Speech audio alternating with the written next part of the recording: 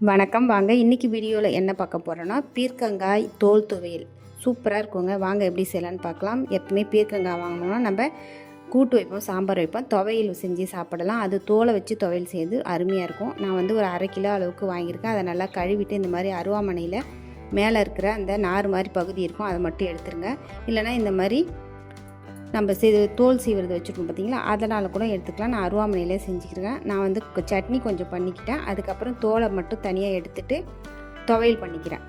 இப்போ துவையலுக்கு வந்து எண்ணெய் விட்டு காஞ்ச மிளகாய் சேர்த்துக்கோங்க, அரைநெல்லிக்காய் சைஸ் அளவுக்கு புளி, இஞ்சி வந்து ஒரு துண்டு அளவுக்கு, எல்லாத்தையும் நல்லா வதக்கிக்கோங்க. இப்போ நம்ம அந்த தோலை செதுக்கி வச்சுருக்கோம் பார்த்திங்களா, அதை இது கூட சேர்த்து நல்லா வதக்கி விடுங்க. தேவையான அளவு உப்பு சேர்த்து நல்லா வதக்கிக்குங்க. தண்ணி கொஞ்சம் விடும். இது நார் சத்து உள்ளது.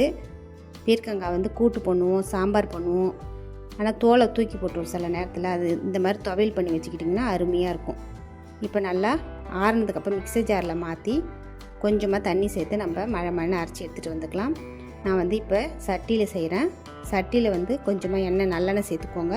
கடுகு, உளுத்தம்பருப்பு, கருவேப்பிலை சேர்த்து தாளிச்சிட்டு அரைச்சி வச்சுருந்தேன் அந்த சாந்தையும் சேர்த்துக்கோங்க. அதாவது பீர்க்கங்காய் துவையல் இருக்குது பார்த்திங்களா, அதை நல்லா சேர்த்து எண்ணெய் பிரிஞ்சு வர அளவுக்கு நீங்கள் வதக்கணும். பச்சை வாசனை கொஞ்சம் போகணும். டேஸ்ட்டாக இருக்குங்க. இட்லி தோசை கூட நீங்கள் வச்சு சாப்பிட்லாம், அருமையாக இருக்கும். பாருங்கள், மீடியம் ஃப்ளேமில் வச்சு நல்லா கிளறி விட்டுகிட்டே இருங்க. தண்ணி வந்து கொஞ்சம் கட்டியாக ஆறட்டும், அதாவது கட்டியாக ஆற வரைக்கும் நீங்கள் கிளறணும், அவ்வளோதான். சூப்பராக இருக்கும். ட்ரை பண்ணி பாருங்கள். இந்த வீடியோ பிடிச்சிருந்தனா லைக் பண்ணுங்கள், ஷேர் பண்ணுங்கள், கமெண்ட் பண்ணுங்கள், மறக்காமல் சப்ஸ்கிரைப் பண்ணுங்கள்.